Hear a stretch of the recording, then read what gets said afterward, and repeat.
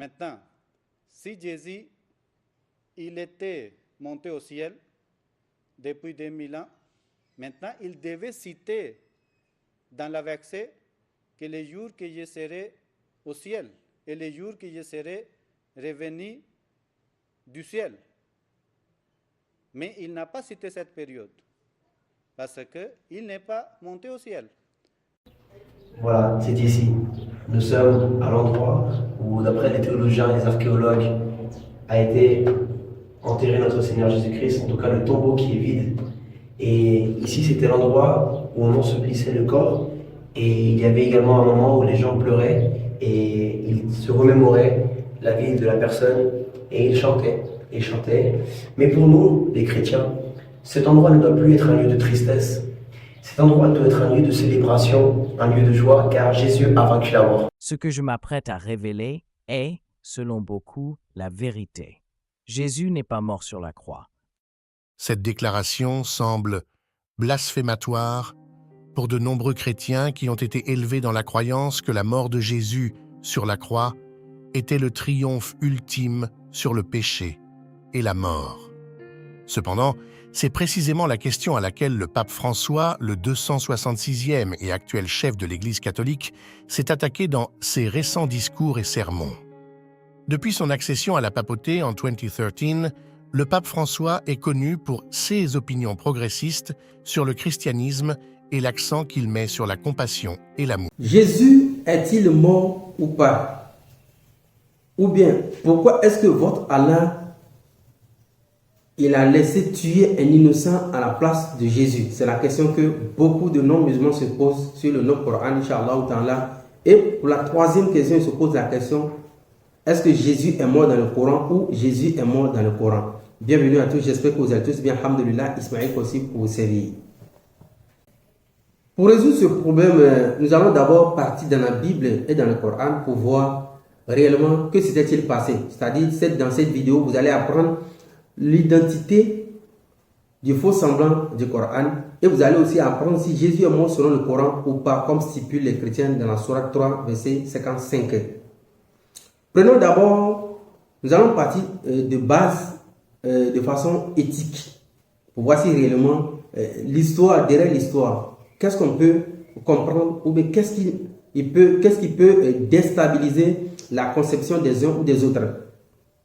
Prenons Jérémie 32, verset 35, il est dit, ils ont bâti des hauts lieux à Baal, dans la vallée de Ben Hinnom, pour faire passer à Moloch leurs fils et leurs filles, ce que je ne leur avais point ordonné. Vous voyez, là, Dieu il stigmatise le comportement lequel les gens ils sacrifiaient leurs fils et leurs filles à Baal.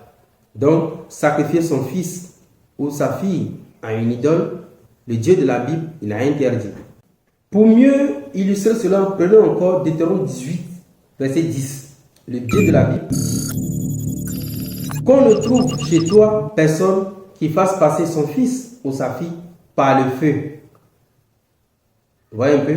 C'est-à-dire, à l'époque, il fut des gens qui sacrifiaient leurs fils et leurs filles pour des dieux. Donc, du coup, le Dieu de la Bible, il interdit cela. Que ce soit dans Jérémie 32, verset 35, que ce soit Deutéronome 18, verset 10, le Dieu de la Bible, il a interdit cela.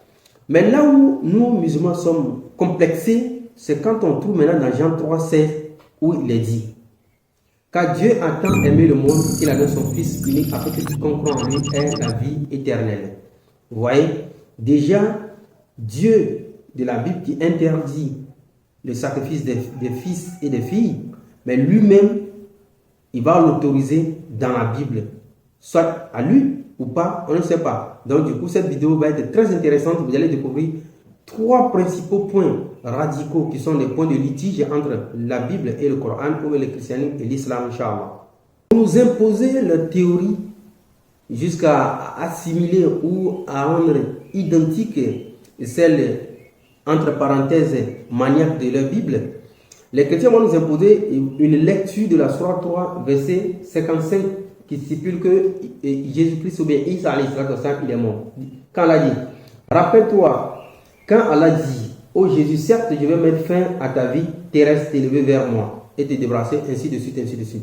Donc, quand les chrétiens ils disent la tradition qui dit, tu veux mettre fin à ta vie terrestre, ils comprennent ou bien ils veulent que la lecture soit que Jésus est mort selon le Coran. Mais est-ce que Jésus est mort selon le Coran? Nous allons rentrer dans la sourate 4, verset 157, où Allah subhanahu wa ta'ala dit: et à cause de leurs paroles, nous avons vraiment tué le Christ, Jésus, fils de Marie, le messager d'Allah. Or, ils ne l'ont ni tué ni crucifié, mais ce n'était qu'un faux semblant. C'est là commence le nœud de notre vidéo. Là, Allah subhanahu wa ta'ala refute catégoriquement la prétention à laquelle que Jésus est mort selon le Coran où il a été tué. Maintenant, par la suite, Allah subhanahu wa ta'ala dit que ce n'était qu'un faux semblant.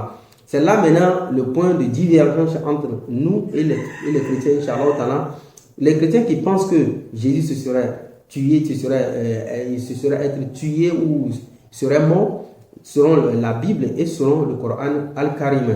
Bah, du coup, si le Coran il refute cette conception, là, le Coran doit apporter la vérité contraire. Cette vérité contraire maintenant que va décrypter le Coran va aller jusqu'à pointer du doigt un certain faux semblant. C'est ce faux semblant maintenant que c'est sur son identité que se pose maintenant le plus gros problème. Le plus gros parmi ces problèmes, et les chrétiens vont nous dire que Allah subhanahu wa ta'ala, il ne peut pas remplacer Jésus par un innocent. Du coup, premier constat, ils oublient que Jésus lui-même il est innocent s'il devait passer à cette mort. Bah du coup, si celui qui le remplace, eux l'appellent innocent, Jésus lui il est qui? Dans cette vidéo, nous allons d'abord commencer par l'éthique. Ben, le fait que les chrétiens nous accusent, ou bien ils accusent Allah subhanahu wa ta'ala d'avoir substitué le condamné par un innocent. Mais comme nous l'avons dit tantôt, que Jésus lui-même, il était innocent. Bah, regardons maintenant dans la Bible si cette théorie qui consiste à avoir donné son fils en sacrifice expiatoire, si elle est logique ou si elle est enseignée par la Bible elle-même, bien avant Jésus lui-même. Prenons Proverbe 21, verset 18, il est dit: le méchant sert de rançon pour le juste et le perfide pour les hommes droits. Le méchant sert de rançon pour le juste. Bah, la Bible nous apprend que pour faire servir de rançon, il faut que ce soit le méchant et non l'innocent, et non le juste. Vous comprenez un peu? Donc, si nous revenons sur ce verset biblique, c'est normal que d'abord, je ne l'affirme pas, mais que Jésus se serait substitué par un autre qui est méchant plus que Jésus, puisque Jésus n'était pas le méchant. La Bible dit une chose et son contraire à la fois. Rebondissons, ce que nous avons lu, c'était dans Proverbes, dans l'Ancien Testament. Rebondissons maintenant dans le Nouveau Testament pour voir ce que ces rédacteurs nous ont dit. Prenez avec moi 1 Pierre 3, verset 18. Il est dit: Christ a aussi souffert une fois pour les péchés, lui juste pour les injustes. Lui juste pour les injustes. Donc ici, dans 1 Pierre, il reconnaît que Jésus il est juste. Mais dans Proverbe 21, verset 18, il est question de quoi? De passer la rançon sur le méchant pour le juste. Mais si les chrétiens, ils affirment, ils pensent que Jésus est mort pour eux en service de sacrifice expiatoire, donc ils doivent reconnaître que c'est Jésus le méchant, puisque c'est le méchant qui doit prendre la place du juste. Bah, du coup, l'enseignement biblique qui nous a été promulgué, d'ici et partout, d'ailleurs largué par nous, la communauté musulmane, en exception, et cet enseignement est que Jésus ce serait le juste et donner en rançon pour eux les méchants. Bah, du coup, de la Bible dit les méchants en rançon pour les justes. Bah, du coup, sur ce point, la Bible tombe. Est-ce que la Bible enseigne le sacrifice expiatoire réellement depuis l'Ancien Testament? Bon, depuis l'Ancien Testament, on trouve prendre deux tourterelles, prendre un mouton, un bœuf, ainsi de suite, ainsi de suite. Mais ce sont des choses qui sont citées dans Lévitique. Et Lévitique laisse à désirer. La source de Lévitique, Exode et autres, ça laisse à désirer. Les lois mosaïques, entre parenthèses, qui sont, comment dirais-je, des lois sur lesquelles les chrétiens se basent aujourd'hui ne sont pas d'une source fiable. Lisons à présent dans Proverbe 21, verset 3. Il est dit: la pratique de la justice et de l'équité, voilà ce que l'Éternel préfère au sacrifice. Proverbe 21, verset 3. Là, c'est Proverbe attribué à Salomon, qui dit, qui fait l'éloge de la pratique de la foi, de la justice et de l'équité. Dieu préfère ça plus que les sacrifices. Vous comprenez donc? Si la pratique de la justice et de l'équité est au-dessus des sacrifices, il faudrait maintenant faire la pub de cela. Pour joindre cette parole au commandement d'un autre prophète qui s'appelle Michée, plus de 700 ans avant Jésus-Christ, on avait de vrais enseignements. Lisons Michée 6, verset 6 à 8. Il est dit, « Avec quoi me présenterai-je devant l'Éternel pour m'humilier devant le Dieu très haut? Me présenterai-je avec des holocaustes, avec des veaux d'un an? L'Éternel agrée-t-il des milliers de béliers, des myriades de torrents d'huile? Donnerai-je pour mes transgressions mon premier-né, pour le péché de mon âme, le fruit de mes entrailles? On t'a fait connaître, ô homme, ce qui est bien, et que l'Éternel demande de toi, c'est que tu pratiques la justice, que tu aimes la miséricorde et que tu marches humblement avec ton Dieu. » Ici, il s'agit du conseil que Michée donnait aux Israélites à l'époque quand il était au sud. C'est-à-dire, à l'époque, les Israélites, ils avaient substitué les vrais enseignements avec des fausses adorations des divinités païennes. Du coup, Michée va leur donner ce conseil de ne pas s'atteler au sacrifice, que plutôt ce que Dieu demande, c'est la justice, la pratique, la miséricorde et autres. Là, Michée il est toujours d'accord avec Salomon. Rebondissons à présent dans le Coran, dans la Sourate 39, verset 53, pour voir si réellement le texte coranique donne cet enseignement similaire. Il est dit dans Sourate 39, verset 53, Allah subhanahu wa ta'ala dit, Bismillahirrahmanirrahim, dis, ô mes serviteurs, qui avez commis des excès à votre propre détriment, ne désespérez pas de la miséricorde d'Allah, car Allah pardonne tous les péchés. Lui, c'est lui le pardonneur et le très miséricordieux. Vous avez vu que dans le Coran, il est question de la pratique de la miséricorde. Premièrement, cela a été enseigné par Salomon. Deuxièmement, par Michée. Et troisièmement, nous allons voir ça tout de suite encore dans la Bible, dans Matthieu 23, verset 23. Dans la Bible, Jésus lui-même va encore enseigner cela. Prenez Matthieu 23, verset 23, où Jésus dit, « Malheur à vous, scribes et pharisiens hypocrites, parce que vous payez la dîme de la menthe, de la nette et du cumin, et que vous laissez ce qui est plus important dans la loi, la justice, à savoir la justice, la miséricorde et la fidélité. C'est là ce qu'il fallait pratiquer sans négliger les autres choses. » Ça, c'est Jésus qui donne ce conseil.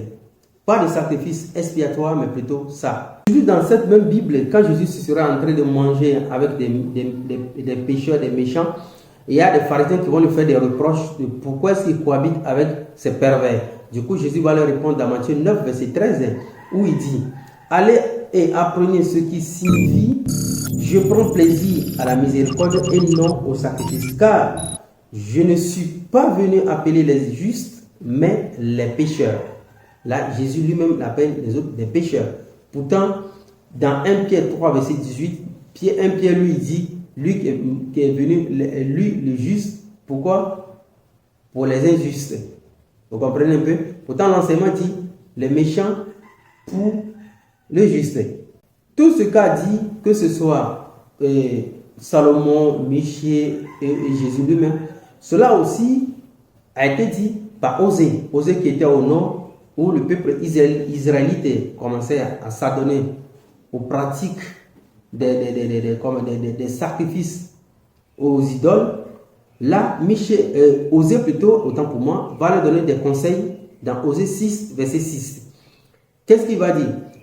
Osée 6, verset 6, il est dit, lisons d'abord verset 5, « C'est pourquoi je les frapperai par les prophètes, je les tuerai par les paroles de ma bouche, et mes jugements éclateront comme la lumière. Car j'aime la piété et non les sacrifices, et la connaissance de Dieu plus que les holocaustes. » Quand Jésus va rappeler ces propos-là dans Matthieu 9, verset 13, où il va dire, allez, apprenez ce que signifie la miséricorde et non le sacrifice. Donc, voilà tous les vrais enseignements qu'avait donné Isa, alayhi salatu wassalam. et non pas l'enseignement comme je suis venu en sacrifice expiatoire où les gens disent que non, il commençait à dire à ses disciples. Quand la Bible dit il commençait à dire à ses disciples, ça veut dire que non, ce n'est pas une parole de Jésus. C'est quelqu'un qui dit il commençait à dire à ses disciples. Mais ça, c'est une parole directe que Jésus a dit. Il y a une parole directe et il y a une parole rapportée par quelqu'un. Vous comprenez? Donc, en conclusion, nulle part il n'est fait éloge du sacrifice expiatoire. Nulle part. Revenons à présent sur l'accusation des chrétiens de nos Coran par rapport à la mort de Jésus-Christ, d'où ils voulaient l'assimiler. Ils ont pris la sourate 3, verset 55 qui dit, quand Allah subhanahu wa ta'ala dit Inni mutawafika wa rafi'uka ilayhi. Inni mutawafika. Vous retenez très bien le mot tawafa, le verbe tawafa. Du coup, le traducteur il met je vais mettre fin à ta vie terrestre. Ça, c'est une fausse traduction parce que un jour, je me rappelle très bien que j'avais bien soigné ce monsieur, il avait bien soigné, comme quoi il avait envoyé ce test dans le groupe et puis il affirmait que Jésus est mort selon le Coran. Du coup, je lui ai dit, si tu penses que Jésus est mort selon le verset, donne-moi le mot qui a été traduit par le traducteur. Je vais mettre le mot mettre, fin, vie et terrestre. Il y a voilà 4 mots qui ont été utilisés dans la traduction qui n'existaient pas dans le texte original.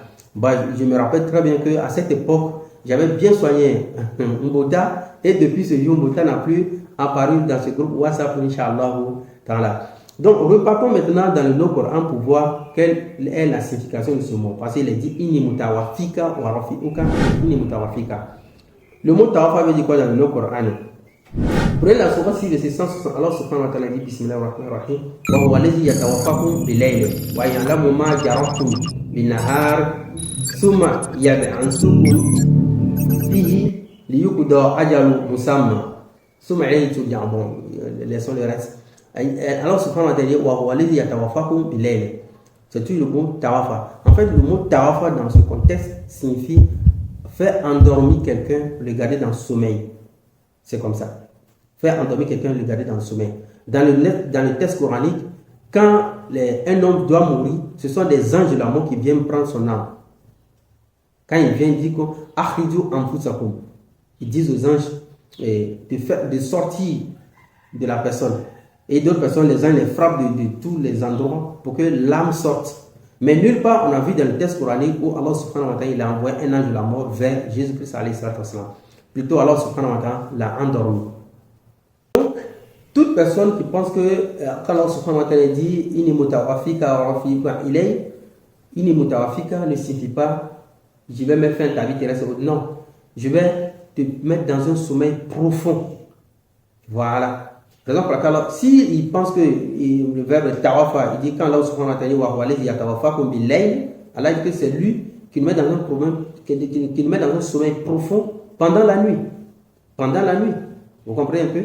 Donc, si ça signifie tuer, ça veut dire que chaque nuit, Dieu nous tue. Chaque nuit, Dieu nous tue. Non. Être dans un sommeil profond et mourir, c'est deux choses différentes. C'est tous les mêmes aspects comment dirais-je, de position inerte. Mais c'est pas, ça n'a pas les mêmes proportions. Alors, maintenant, que dirais-je maintenant des tafsirs? C'est-à-dire, il y a des tafsirs où on dit non, tafsir Ibn Abbas qui a dit ceci, qui a dit cela, qui a dit cela. Vous savez, il y a une chose qui a été bénéfique pour les histoires de la religion. C'est-à-dire, il faut faire croire à la personne tout ce que tu veux. En fait, on peut hypnotiser un religieux très facilement. Dire qu'il y a un certain tafsir qui s'appelle Ibn Abbas qui existe, c'est un gros mensonge. Oui, c'est un gros mensonge. Voilà. Parce que ce que les musulmans doivent savoir, c'est qu'il ne faudrait pas qu'on adopte les mêmes pas des chrétiens. Les chrétiens, par exemple, quand ils parlent de Matthieu, Matthieu, c'est un homme qui s'est identifié comme disciple de Jésus, pas la vraie personne. Vous comprenez? Donc, Tafsir Ibn Abbas, c'est juste une attribution. C'est juste une attribution. Ça, c'est un point. Deuxième point, le tafsir, dire que, par exemple, que Isa alayhi salatu wassalam, on lit dans Tafsir Ibn Abbas et autres, où il est dit qu'on l'a vu s'élever sur le toit, les choses comme ça, tout ça, c'est des histoires. C'est des histoires. Si je mens, mettons-nous tous à une réflexion. Mohammed alayhi salatu wassalam, il est venu. il a apporté le nom Coran. Avant lui, les gens étaient dans d'autres religions. N'est-ce pas? Mais quelque chose qui ne se trouve pas dans le Coran, où pensez-vous que ces derniers vont le trouver? Donc là, la réponse est claire. Ils vont aller chercher ça dans les juifs, des livres, dans les livres des juifs. Vous comprenez? Mais est-ce que les livres des juifs étaient authentiques avant le Coran? Non. C'est parce que le Coran est venu corriger ces livres, parce que ces livres sont faux. Maintenant, si nous recherchons la vérité dans le Coran, et ces messieurs partent chercher des explications dans ces livres, vous pensez qu'ils auraient une vérité à vous dire? Non. C'était à l'époque, c'était des gens, des individus virtuels qui s'ingéniaient, on appelle ça ishtihad. Ils ont dit certaines choses qu'ils étaient même innocents. D'autres n'ont rien dit, on leur a attribué des choses. Vous comprenez un peu? Donc il n'y a pas quelque chose qui s'appelle tafsir de quelqu'un qui dit que Isa était mort. Ça n'existe pas. Isa n'était pas mort. Ceux qui veulent savoir si Isa n'est pas mort, mais il est où? Ils disent Isa n'est pas mort, il est où? Alors, le texte coranique est autoréférent. Alors, subhanahu wa ta'ala, lui-même a dit Summa inna alina bayana, que c'est lui qui explique le texte coranique. Alors, Isa n'était pas mort. Wallahi, Isa n'était pas mort. Il n'y a personne qui peut prouver qu'Isa était mort. Isa était mort avec le Coran. Ça n'existe pas. Laissez les histoires, les gens, les Ahmadiyya, je ne sais pas quoi là, qui vont. Un jour, j'avais rencontré un parmi eux pour me prouver qu'Isa est mort sur le Coran. Ça en prend 2 chroniques. Il dit, mais frère, qu'est-ce que tu fais? Mais tu déconnes. Tu veux me prouver par le Coran que Isa est mort, puis tu vas me prendre un truc bidon de la Bible, 2 chroniques. 2 chroniques, on ne connaît même pas l'auteur. Prends le Coran, prouve-moi que Isa est mort. Personne. Il n'y a personne qui peut dire ça. Qui peut le prouver. Il peut dire, mais il ne peut pas le prouver. Alors, donc, ce n'est pas la première fois qu'Allah subhanahu wa ta'ala, il met dans un sommeil profond un individu. Non. Prenez la surah 18, de verset 13 jusqu'à 25, vous allez voir, vous allez lire l'histoire des jeunes de la caverne. Donc, c'est là que vous allez comprendre que Allah subhanahu wa ta'ala, il a déjà fait cet exemple. Les jeunes de la caverne, ils ont fait pratiquement 309 années. Mais les gens ont conjecturé. Les gens, ils avaient donné des années qu'ils avaient fait, d'autres, ils avaient dit même qu'ils étaient morts, ainsi de suite. Mais au final, Allah a déclaré la vérité. C'est la même chose aussi que les gens disent sur Isa et après Allah a déclaré la vérité dans le Coran, Inch'Allah ta'ala. Prenez encore dans la Surah 2, verset 259.